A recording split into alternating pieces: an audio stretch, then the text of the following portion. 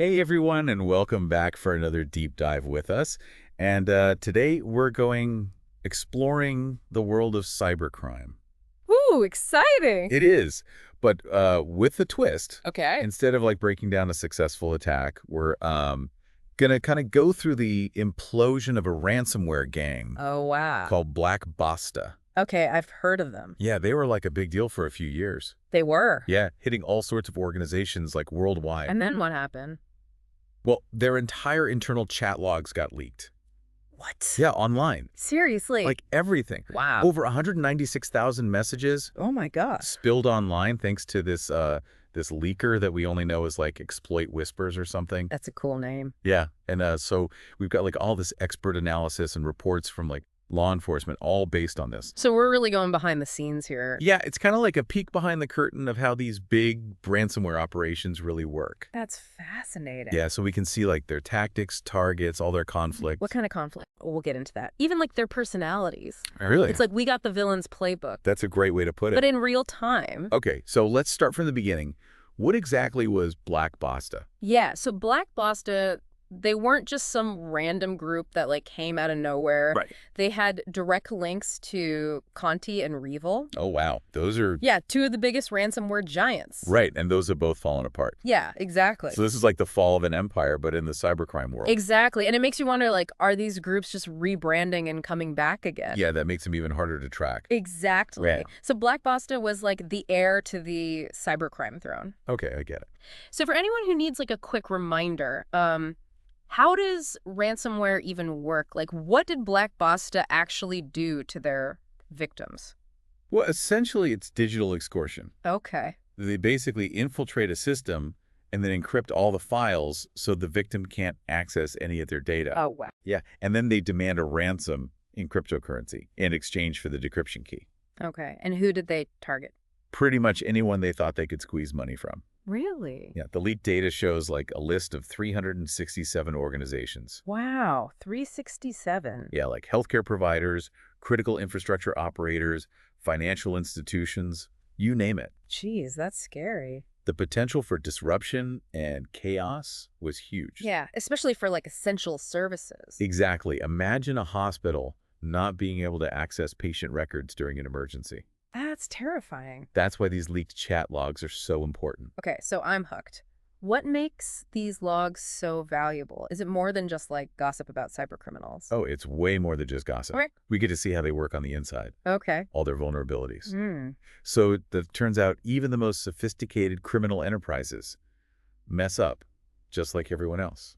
So what kind of details are we talking about here? Like, did they literally write out their attack plans? Well, they did share their phishing templates. No. Yeah, complete with email addresses and cryptocurrency wallets. Wow, so it's like a blueprint for their attacks. Basically. And what about the pressure tactics they used on their victims? Oh, yeah, they had a whole playbook for escalating threats. Like what?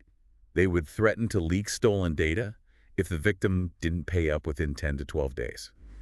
That's intense. Yeah, this kind of insight is really valuable for cybersecurity researchers. How so? We can see the exact language they used, the timelines, their strategies. So it's not just drama and infighting. No, it's valuable technical information, too.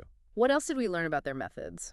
We see them talking about IP addresses, server credentials, even the specific exploits they were using. Exploits. Yeah, like weaknesses in software that they could use to break into systems. So this is like a gold mine of threat intelligence. Exactly. It's like we're getting a crash course in how a ransomware gang operates. Oh, yeah, from the phishing emails all the way to the pressure tactics and the tools they used. Wow, this is incredible. It really is a fascinating look into the dark side of the digital world. It is.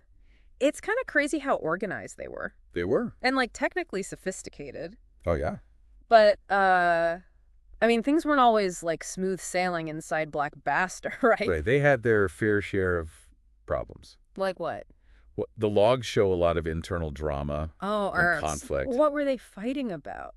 Well, lots of stuff. Arguments, missed deadlines, accusations of scamming. It sounds like a very dysfunctional organization. Yeah, I guess trust is a big deal even in a criminal organization. Absolutely. Yeah. When there's no trust, things fall apart pretty quickly. Okay, so there were cracks in the facade. What were some of the key things that led to their implosion? Yeah, the big one was their leadership. Okay. The logs don't paint a flattering picture of their leader, Oleg Nefedov. Oh, I've heard that name. Yeah, he used a bunch of aliases like Trump, GG, or AA.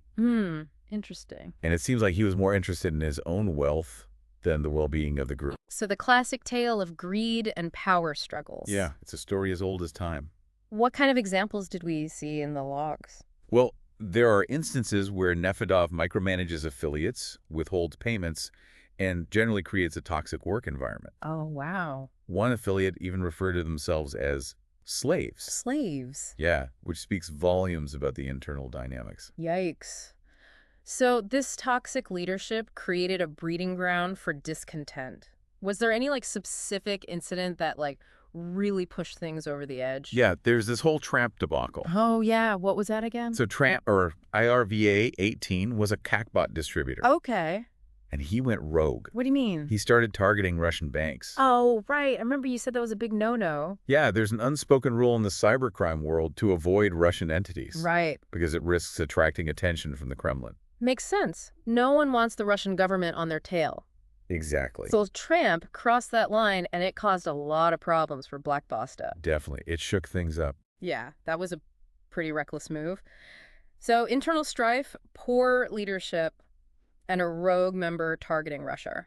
It sounds like a recipe for disaster. And that's exactly what happened. It all came crashing down. Yeah, a lot of members left Black Basta. Oh, really? Yeah, they went to newer ransomware groups like Cactus and Akira. Why? Well, they were looking for better conditions, less drama, Right. It's like watching rats fleeing a sinking ship. But these new groups weren't just like Black Basta 2.0, right? Right, they actually learned from Black Basta's mistakes. How so?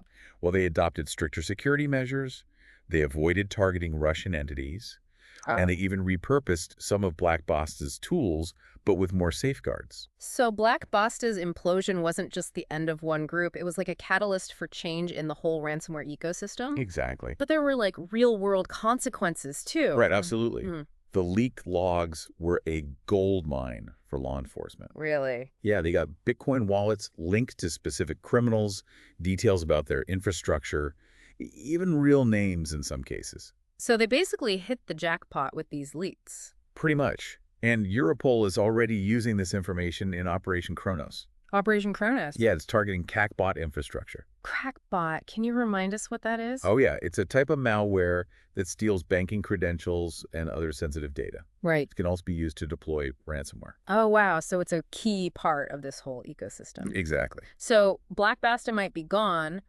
but the fight against ransomware is far from over. Not even close. Yeah, it makes you wonder, what were they thinking? It really does. Were they just that arrogant? Hard to say. Yeah. But they were definitely confident. Yeah. Maybe they felt invincible, Right. They thought they were above the law with their skills and all. It's possible. Or maybe they just didn't care. Yeah, maybe they just saw an opportunity to make a lot of money. And they were willing to take the risk. Right, because at the end of the day, they're criminals. Exactly. But I guess their downfall is a good reminder that even the best hackers make mistakes. Absolutely, everyone makes mistakes. So what's the big takeaway here? What can our listener learn from all of this to protect themselves? I think the biggest thing is to stay informed. Yeah.